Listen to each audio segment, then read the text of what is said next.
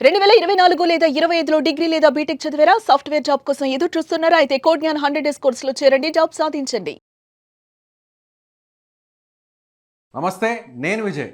పశ్చిమాసియాలో యుద్ధంతో అక్కడ ఉన్నటువంటి దేశాలన్నీ కూడా వణికిపోతున్నాయి. ముఖ్యంగా ఇజ్రాయెల్తో కలిసి అమెరికా చేస్తున్నటువంటి యుద్ధం, ఇరాన్ మీద చేస్తున్నటువంటి యుద్ధంతో మొత్తం అక్కడ చుట్టుపక్కల ఉన్నటువంటి దేశాలన్నీ కూడా వణికిపోయే పరిస్థితి. సౌదీ అరేబియా దేశం కూడా ఉంది. సౌదీ అరేబియా అనగానే మనకి ముఖ్యంగా ముస్లిమ్స్ అందరికీ గుర్తుకొచ్చేటువంటి పవిత్రమైనటువంటి మక్కా, మదీనా, ఈ రెండు నగరాలు గుర్తొస్తాయి. అయితే ఇప్పుడు సౌదీ అరేబియాలో అనేక చోట్ల డ్రోన్లతో అక్కడ దాడులు చేస్తున్నటువంటి ఇరాన్, సో ఇప్పుడు మక్కాలో పరిస్థితి ఎలా ఉందనేటువంటి ఆందోళన ఈ పవిత్రమైనటువంటి రంజాన్ మాసంలో ప్రతి మహమ్మదీయుడు ఆలోచన చేసేటువంటి పరిస్థితి. నిజంగా మక్కాలో అక్కడ పరిస్థితి ఎలా ఉందో తెలుసుకునేటువంటి ప్రయత్నం చేస్తాం.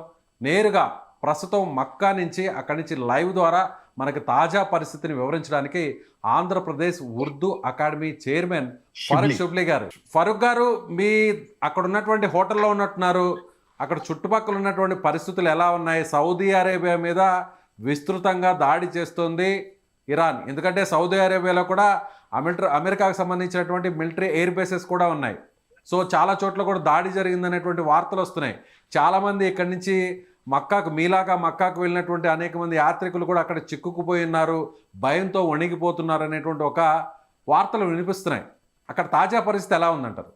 నమస్కారం అండి, అస్సలాము అలైకుం. ఇక్కడ ఏదైతే ఈ పశ్చిమాసియా దేశాల్లో నెలకొన్నటువంటి పరిస్థితి ఉందో, దీని ద్వారా ఏంటంటే మేజర్ గా ఏంటంటే వీళ్ళు ఇరాన్ టార్గెట్ చేసింది అమెరికా యొక్క ఎయిర్ బేస్ ఎక్కడైతే ఉందో అక్కడ వీళ్ళు టార్గెట్ చేశారు. రెండోది ఇక్కడ మనం గమనించాల్సిన అంశం ఏంటంటే వారు ఎక్కడ కూడాను సివిలియన్స్ కి, అంటే వేరే చోట సివిలియన్స్ కి ఎక్కడ కూడాను ఇబ్బంది పెట్టలేదు.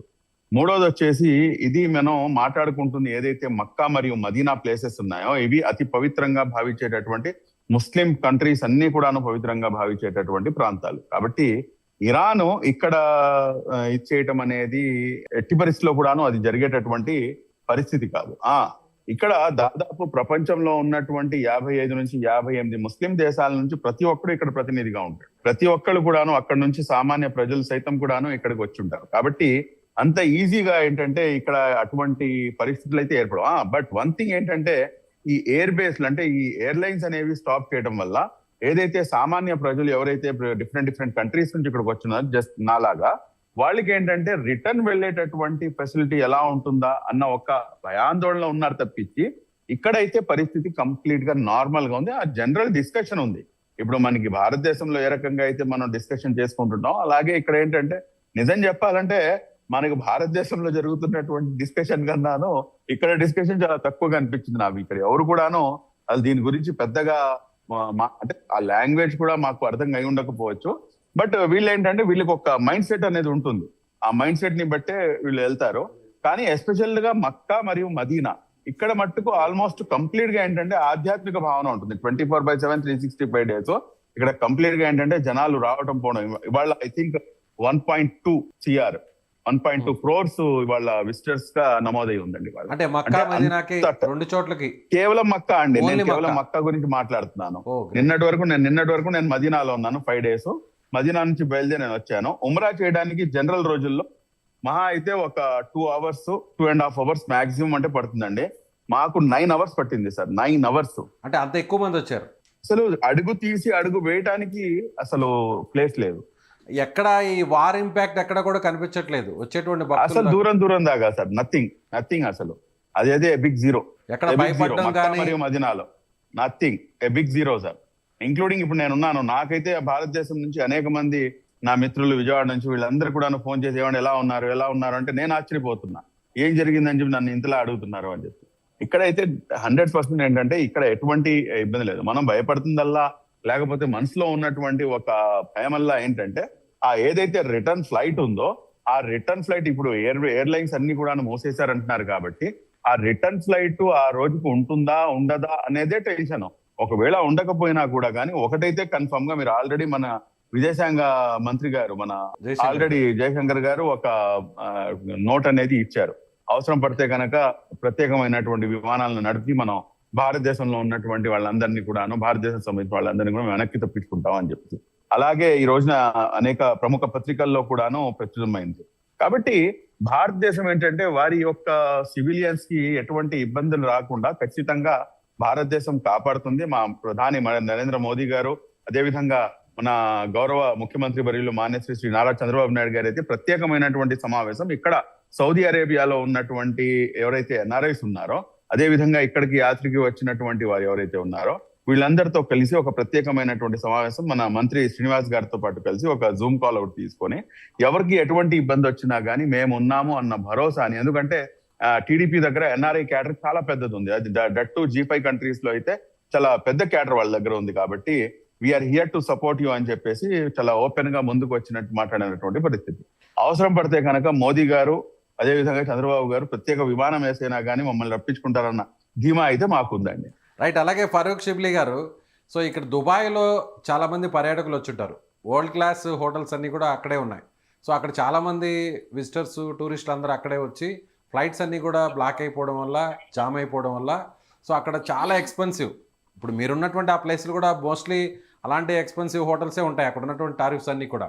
అయితే అక్కడ గవర్నమెంట్ ఏం చేసిందంటే దుబాయ్లో, సో ఎవరైతే హోటల్స్లో ఉన్నారో వాళ్ళ దగ్గర నుంచి ఎక్స్టెన్షన్ అయినటువంటి ఆ డేస్కి ఎక్కడ కూడా మీరు ఛార్జెస్ కలెక్ట్ చేయొద్దు.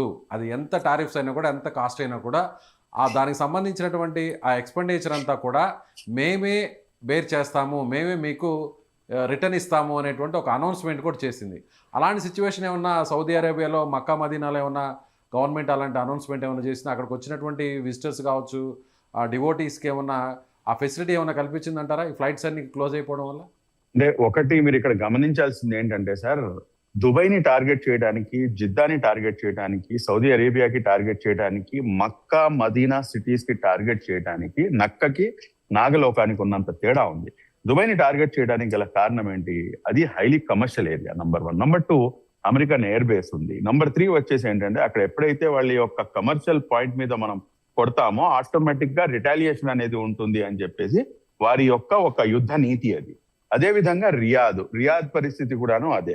కానీ సౌదీ అరేబియాలో వచ్చేటప్పటికి మీరు గమనించండి, ఇక్కడ వీళ్ళు అటాక్ చేస్తుంది కేవలం ఫైనాన్షియల్ ఆర్డర్ ఎక్కడైతే మేజర్ గా ఉందో దాన్ని డిస్టర్బ్ చేసే ప్రయత్నం చేస్తున్నారు తప్పించి, ఇక్కడ ప్రజల్ని డిస్టర్బ్ చేయాలంటే కనుక దీన్ని టార్గెట్ చేయాలి. కానీ దీన్ని అయితే టార్గెట్ చేయాలి అన్న మాట నేను చెప్పాను చూడండి, అది కూడాను ఉచ్చరించలేరు ఎవరు కూడాను, ప్రపంచంలో ఉన్నటువంటి ఏ ముస్లిం. ఫరూక్ గారు, నేను అడిగేది ఓకే, మీరు చెప్పిన దానికి కన్ఫర్మ్. ఎక్కడ కూడా మక్కా మదీనా మీద ఎలాంటి దుశ్చర్యకు పాల్పడే సాహసం ఏ దేశం కూడా చేయదు, అందులో ఇరాన్ కూడా చేయదు. Okay, clarity.